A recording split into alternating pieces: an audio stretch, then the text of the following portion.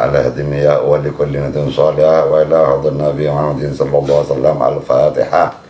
أعوذ بالله من الشيطان الرجيم. بسم الله الرحمن الرحيم. الحمد لله رب العالمين الرحمن الرحيم مالك يوم الدين. إياك نعبد وإياك نستعين اهدنا الصراط المستقيم صراط الذين أنعمت عليهم غير المغضوب عليهم ولا الضالين آمين. Assalamualaikum warahmatullahi wabarakatuh. Bismillah walhamdulillah wassalatu wassalamu ala rasulillah Sayyidina Muhammad ibn Abdullah wa ala alihi wa sahbihi wa wala hawla wa la quwata illa billah amma ba'du. Para anak-anak sekalian, para pemirsa di rumah, pada malam ini kita mau melanjutkan pengajian Safinatun Najah. Kalau kemarin sudah menerangkan tentang tanda-tanda baligh, maka pada malam ini sebelum masuk bab thaharah, saya menerangkan dulu tentang hukum syara. Ya. Faslun fil ahkami syar'iyyati. Ini digabung ambil dari Bututul Fikih ya. Jadi sebelum menjelaskan tentang taharah bersuci, setelah mendengar tanda-tanda baligh, agar supaya anak-anak kita mengetahui tentang hukum syara. Al-ahkamus syar'iyyatuh, hukum-hukum syara. Al-ahkamus syar'iyyatuh khamsatun, hukum syara itu ada 5. Al-fardu, 1 fardu, wal haramu, 2 haram, wa sunnatu, 3 sunnah, wal makruhu, 4 makruh, wal mubahu, 5 mubah. Itu hukum dalam Islam yang menentukan hukumnya pekerjaan-pekerjaan yang dilaksanakan oleh umat orang muslim. Ada 5 hukumnya itu. Kayak tingkah laku atau pekerjaan atau larangan itu ada 5.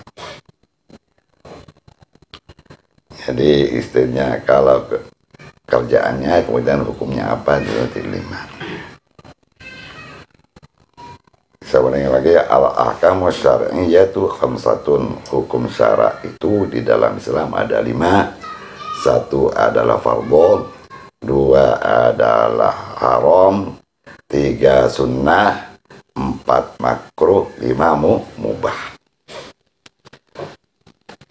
Apa yang dinamakan makruh? Apa yang dinamakan fardhu? Al-fardhu huwa alladhi yusabu fa'iluhu wa yu'aqabu tarikuhu. Hukum fardhu itu adalah yang mendapat pahala orang yang mengerjakannya dan dapat siksa orang yang meninggalkannya. Itu adalah hukumnya. Ada sebuah perintah perbuatan, apabila dikerjakan mendapat pahala, kalau ditinggalkan ada dapat ancaman siksa. Seperti apa? Contohnya fardhu. Sholat yang 5 waktu, zuhur, asar, maghrib, isya, subuh, kalau ditunaikan dapat pahala, kalau ditinggalkan diancam siksa. Seperti zakat, puasa Ramadan, haji, juga menuntut ilmu, belajar. Ya, orang belajarnya itu yang wajib, fardhu. Ya. Talabul ilmi fardhatun ala kulli muslimin wa muslimatin. Menuntut ilmu itu adalah fardhu bagi tiap-tiap orang Islam, laki-laki maupun yang perempuan, baik yang kecil maupun yang besar, yang kaya, yang miskin, walhasil semuanya itu wajib fardhu menuntut ilmu. Waktunya kapan? Minal mahdi ilal lahdi, sejak dari lahir sampai mati. Waktu menuntut ilmu.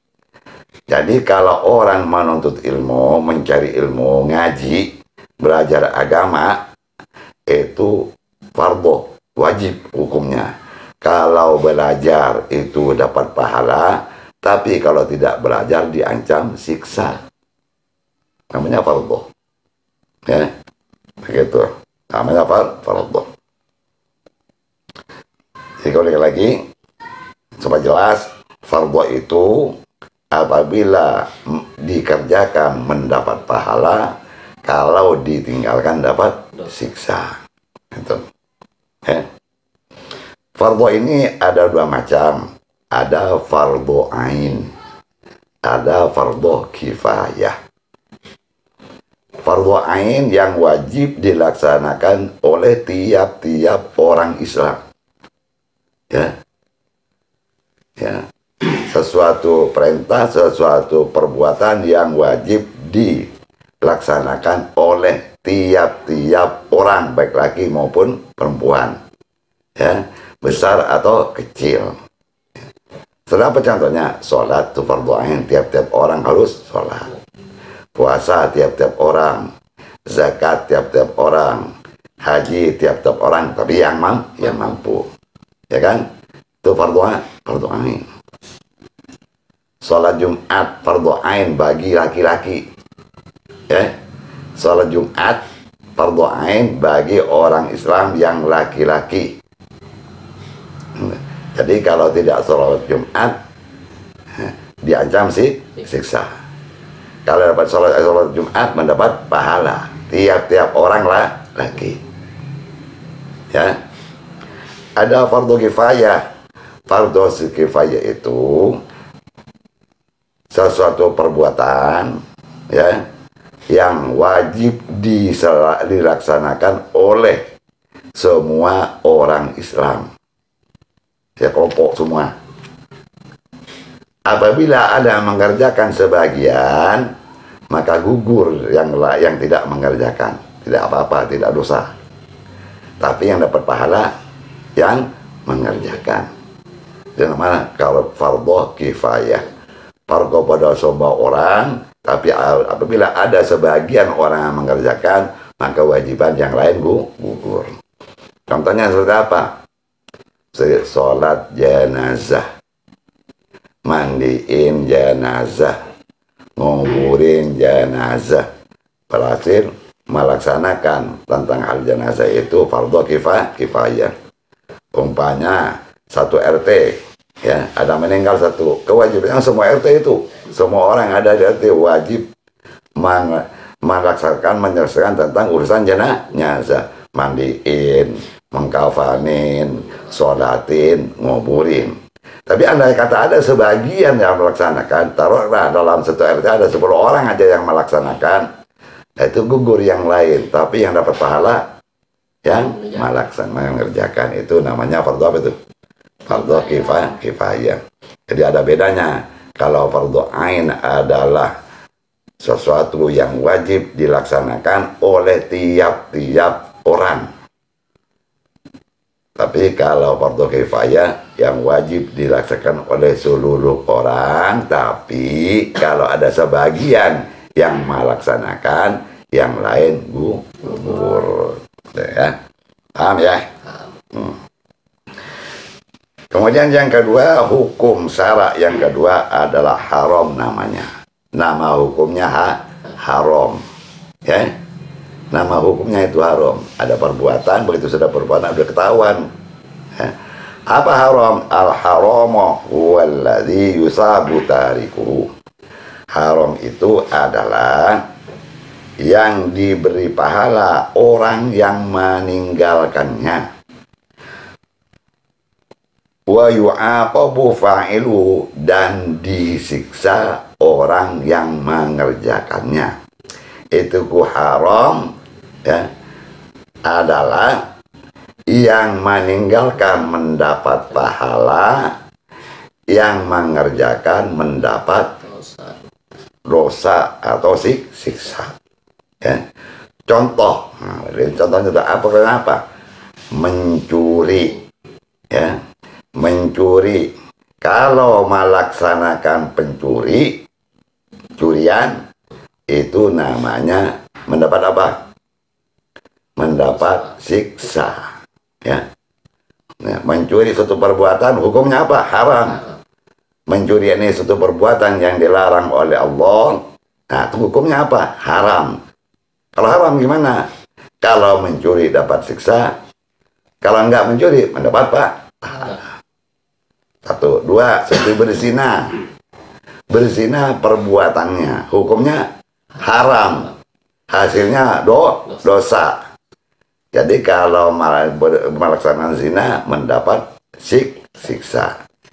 Kalau menghindari zina mendapat pahala. Ya. Jadi banyak larangan-larangan yang diancam siksa. Ngomongin orang haram hukumnya. Ya. Ngomongin orang haram hukumnya. Kalau ngomongin orang haram hukumnya. Kalau ngomongin orang dapat siksa. Kalau tidak ngomongin orang dapat pahala. Itu. Jadi walhasil haram dan fardhu ini adalah fardhu lawannya haram, haram lawannya fardhu. Paham ya? Itu. Jadi banyak sekali contoh-contoh perbuatan yang mendapat dihukumin dengan haram. Kemudian yang ketiga, sunnah. Apa sunnah? Yallati yusabu fa'iluhu wa la yu'aqabu tarikuhu. Ialah sunnah ini adalah nama hukum sunnah, suatu perbuatan yang dikasih pahala orang yang mengerjakannya dan tidak diseksa orang yang meninggalkannya. Adalah suatu sunnah adalah diberi pahala orang yang mengerjakannya, tidak diancam siksa meninggalkannya. Apa itu sunnah? Ya banyak. Ya banyak contohnya sunnah. Satu contoh sunnah salat sunnah qabliyah. Sunnah kita mau salat zuhur, salat sunnah qabliyah. Sunnah enggak tuh? Sunnah. Kalau dikerjakan dapat. Kalau nggak sholat sunnah qabliyah, ya nggak apa-apa. Ya, cuman nggak dapat pahala kan itu. Sholat ba'diyah, umpamanya di zuhur. Ya, kalau nggak sholat sunnah, nggak apa-apa. Tapi kalau pada sholat sunnah dapat pahala. Ya, banyak sunnah-sunnah lainnya. Ya, sedekah sunnah sedekah. Kalau sedekah dapat, kalau nggak sedekah, siksa nggak dapat apa-apa. Gitu kan? Nah, satu contoh sunnah kalau mau makan baca bismillah, sunnah karena kerjaan Nabi. Sunnah itu yang tadi contohnya dari Nabi. Kalau baca bismillah mau makan mau minum dapat pahala. Tapi kalau tidak baca sunnah atau tidak baca bismillah nggak dapat, tidak akan mengalami siksa, tidak dapat apa-apa, tidak diancam siksa. Sunnah cuman barokahnya nggak ada. Ya. Jadi tiap-tiap kita mau makan, mau melalui satu perbuatan, disunnahkan, dianjurkan membaca Bismillahirrahmanirrahim. Ya. Jadi barang siapa mulai satu perbuatan, tidak dimulai dengan Bismillahirrahmanirrahim, maka putus barokahnya nggak ada. Ya, barokahnya yang nggak ada. Itu namanya sunnah. Ya. Jadi sunnah ini tapi harus ingat bahwa dengan mengerjakan banyak-banyak sunnah itulah yang menjadi suatu yang mendapat kecintaan dari Allah, kesenangan. Dikatakan mustahab. Dan mustahab ini suatu perbuatan yang menarik kesenangan, yang menumbuhkan kesenangan. Ya, dikatakan mustahab. Istahabbah yastahibbuh. Mustahabun. Ya, menarik kesenangan, kecintaan. Allah sangat cinta bagi orang yang melaksanakan sunnah-sunnah itu. Ya. Jadi kalau tidak akan berteman dekat pada Allah kalau hanya ngandelin fardhu. Yang bisa mendekatkan pada Allah dengan memperbanyak sunnah. Salat duha, salat sunnah qabliyah ba'diyah, salat tahajud tengah malam, baca istighfar, baca Quran, itu kan sunnah. Sunnah, kita baca Quran sunnah. Sekarang belajar baca Al-Quran sunnah. Belajar Al-Quran wajib. Beda gak? Jadi belajarnya wajib, mengamalkannya sunnah. Paham nggak? Nah, itu. Jadi kalau saya udah belajar, nggak baca Qurannya nggak apa-apa, cuma dapat apa-apa. Nggak dapat kesenangan dari Allah. Tapi kalau kita suka baca Al-Quran, dapat kesenangan dari Allah. Gitu. Itu sunnah. Ya. Kemudian yang keempat, al-makruhu makruh. Hukum yang keempat itu makruh. Makruh ini kebalikan sunnah. Makruh ini kebalikan sunnah. Apa artinya? Tidak disukai namanya. Ya, makruh. Kalau dalam fikih, makruh itu adalah diberi pahala bagi orang yang meninggalkan dan tidak disiksa bagi orang yang mengerjakan. Satu contoh, merokok. Ini makruh. Orang merokok makruh. Kenapa? Karena bau. Ya kan? Merokok makruh. Tapi kalau merokok disiksa? Enggak. Ya, nggak siksa. Tapi kalau orang biasa merokok, berhenti merokok, dapat pahala nggak? Dapat pahala.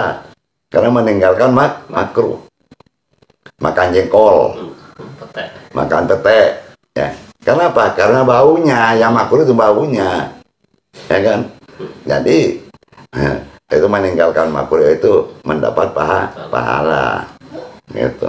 Ya, kalau memang orang tidak doanya jengkol, tidak doain dongkol, tidak doain pete, bukan meninggalkan namanya, nggak ada apa-apanya. Orang tak merokok doain di mana?